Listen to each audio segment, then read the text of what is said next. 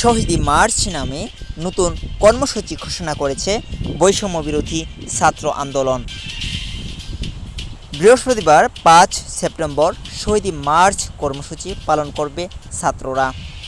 বিকেল ৩টায় ঢাকা বিশ্ববিদ্যালয়ের রাজু ভাস্কর্যের সামনে থেকে কর্মসূচি শুরু হবে। বুধবার ৪ সেপ্টেম্বর দুপুরে টিএসসিতে আয়োজিত সংবাদ সম্মেলনে এ কর্মসূচি ঘোষণা করেন বৈষম্য বিরোধী ছাত্র আন্দোলনের কেন্দ্রীয় সমন্বয়ক সার্জিস আলম।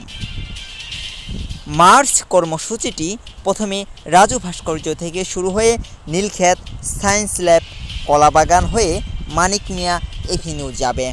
এরপর বিজয় সরণি, ফার্মগেট হয়ে কারওয়ান বাজার, শাহবাগ হয়ে পুনরায় রাজু ভাস্কর্যে এসে শেষ হবে।